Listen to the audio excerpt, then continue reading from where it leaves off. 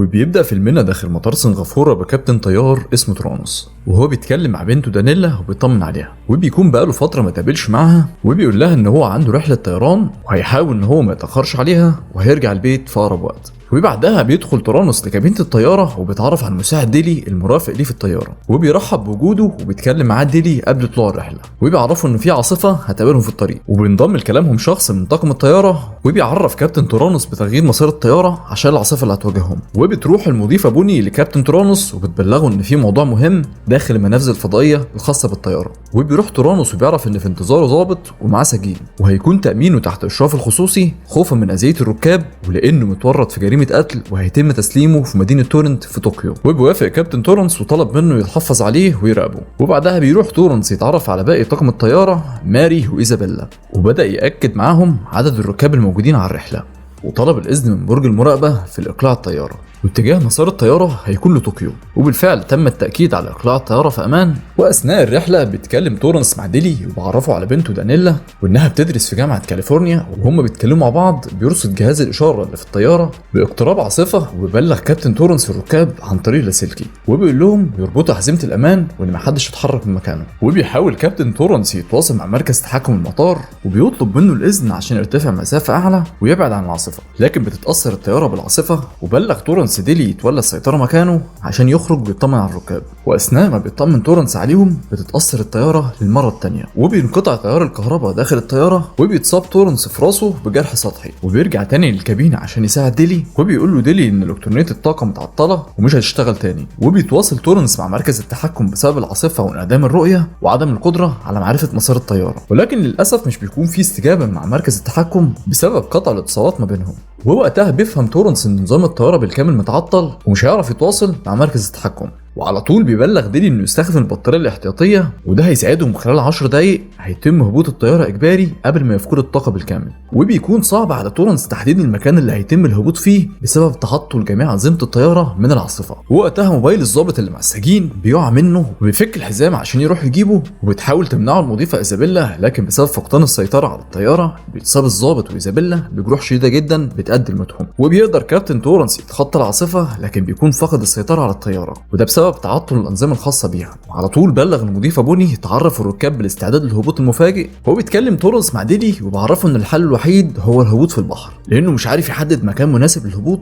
وبعدها بيلاحظ تورنس انه قرب من الارض جدا، وبيشوف ممر مناسب داخل الغابات وبينزل فيه بدون اي اصابات للركاب، ولكن بياخد باله من وجود شظية داخل الطيارة، وبسرعة طلب من الركاب الاخلاء عشان ممكن تنفجر في اي لحظة. وبدأ تورنس وطاقم الطيارة في خروج الركاب للغابة، وفي نفس الوقت بنشوف مقر التحكم لرحلة تورنس في نيويورك، وبيبقى تيري المسؤول عن المقر وبيتابع رحلة تورنس، لكن بيتم إبلاغه إنهم فقدوا الطيارة وإنهم فقدوا الاتصالات بيها، والرادار آخر مرة رصد فيها هبوط الطيارة كانت غرب الفلبين. فبيقرر تيري استدعاء شخص اسمه ديفيد خبير في إدارة الأزمات علشان يساعده في العثور على الطيارة. وبنرجع تاني لكابتن تورنس وهو بيتكلم مع طاقم الطيارة بخصوص السجين، وبلغهم إن هم يبعدوه عن الركاب ويراقبوه كويس لأنه خطر. وبياخد تورنس من بوني مفاتيح الكلبشات اللي خدتها من الضابط قبل ما يموت علشان يضمن إنه في أمان ومش هيأذي حد من الركاب. بعدها بنشوف في مقر مركز التحكم ديفيد وهو متعصب على العملاء الموجودين داخل المقر لانهم وافقوا على اقلاع الطياره، واللي في نفس الوقت كانوا عارفين بوجود عاصفه.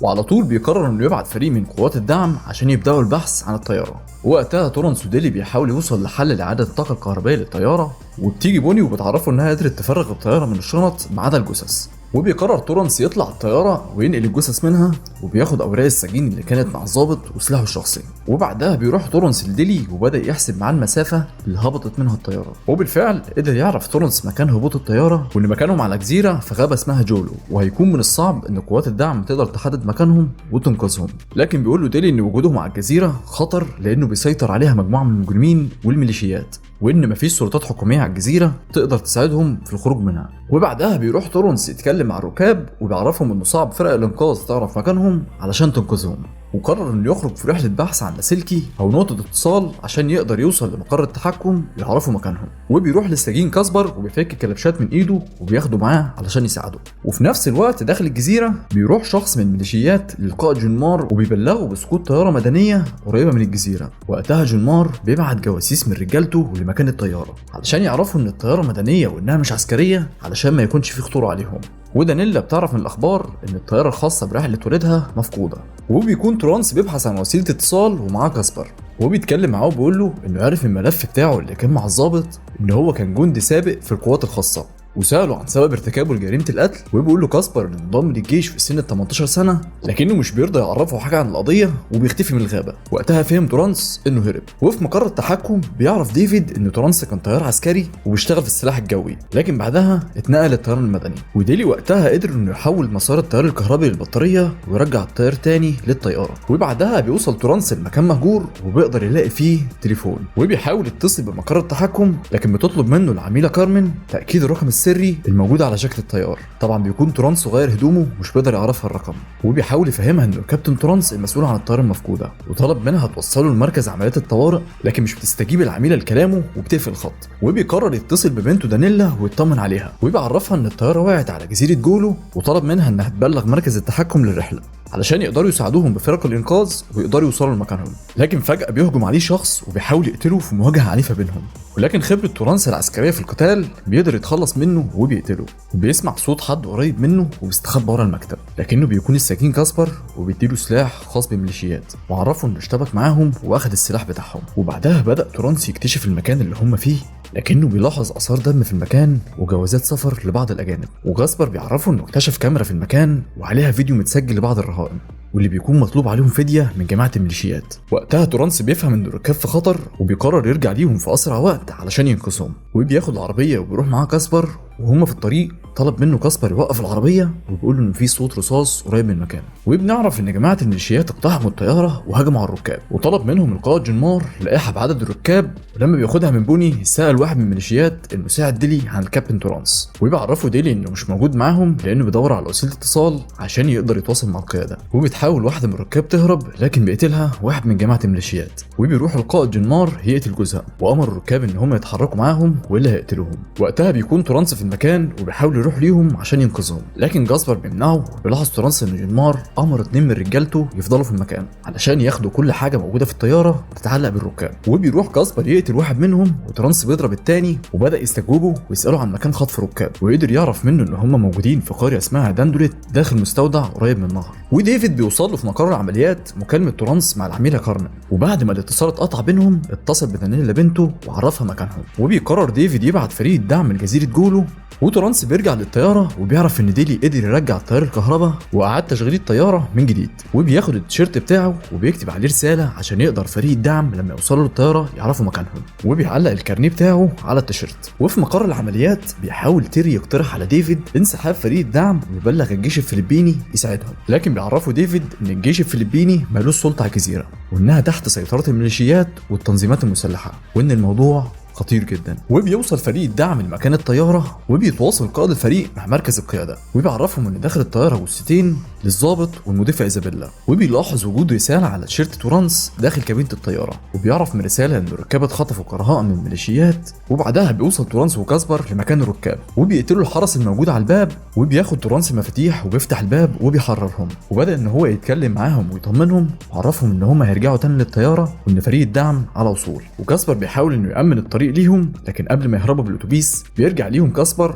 وبيعرف ترانس ان في مجموعه مسلحه في اول الطريق وبكده مش هيقدروا يهربوا. لكن ترانس قرر انه يسلم نفسه ليهم علشان يشتت انتباههم، وكمان مش هيقدروا يقتلوه لانه الكابتن واهميته عاليه عندهم. وبيروح ترانس يسلم نفسه للمجموعه المسلحه وبيتقابل مع القائد جنمار وبيعرفوا انه تواصل مع الحكومه وهيبعتوا لهم فريق دعم عشان ينقذوهم، وطلب منه يحرر الرهائن، وان سبب هبوطهم على الجزيره انهم اتعرضوا لعاصفه قويه. لكن مش بيهتم جنمار لكلامه وبيقول له انه جزيره جولو تحت سيطرته بالكامل، وان فريق الانقاذ مش هيقدر يوصل لمكانهم، وبيؤمر واحد برجالته ان هو يقتله. لكن وقتها بيتعرض لضرب نار مكثف وبيعرف ترانس ان فريق الدعم وصل لانقاذهم، وبياخدوا ترانس والركاب عشان يرجعوا لمكان الطياره. وهم في الطريق بيعرف منهم ترانس ان فريق الدعم بالكامل مش هيوصل غير بعد 24 ساعه، وان محدش فيهم هيقدر يصد الهجوم العنيف من جنمار ورجالته. وقتها بيعرفهم ترانس على خطته ان هم هيقدروا يرجعوا تيار الكهرباء للطياره وهيحاولوا يطيروا بيها. واول ما بيوصلوا للطياره بدا ترانس وديلي يفحصوا نظام الطياره بالكامل، وبوني امرت الركاب بالدخول وربط حزام الامان. وفريق الدعم بداوا يستعدوا لمواجهه جنمار ورجالته، وبدا تبادل الرصاص بينهم في معركه عنيفه وقويه. وبيروح ترانس لقائد الفريق وبياخد منه جهاز اللاسلكي وبيعرفه انه هيسيب ليه سلم الطياره مفتوح وبمجرد ما يتحرك هيبلغه يهرب من مكانه هو وباقي الفريق. وبيحاول تورانس يجري في اتجاه الطياره، وقتها جون مار بيسيبه بطلقه في رجليه، لكنه بيقدر يوصل للطياره ويدخل للكابينه. وبدأ يستعد هو وويلي في اقلاع الطياره، واثناء المواجهه مع رجال جون مار بتنفذ الذخيره مع السجين كاسبر، وبيرجع لمكان معدات فريق الدعم عشان ياخد الذخيره، لكن بيكون معاهم شنطه فلوس وبيقرر كاسبر انه ياخدها معاهم.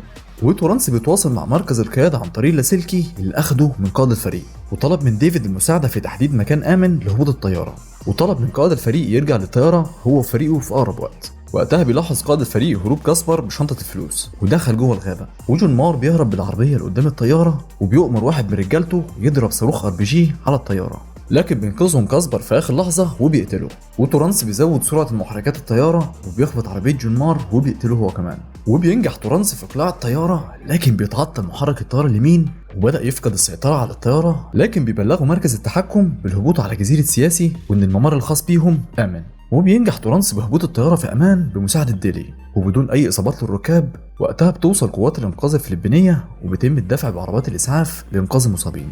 وقائد الفريق بيشكر تورانس على نجاح المهمه وانه طيار شجاع، وبيشكره باقي الركاب. وبكده يكون فيلمنا خلص. وما تنساش تزورنا في القناه، هتلاقي ملخصات تعجبك. وما تنساش تشترك في القناه وتفعل زر الجرس. ولو في فيلم عاوزنا نلخصه اكتبوا لنا تحت في التعليقات. والسلام عليكم.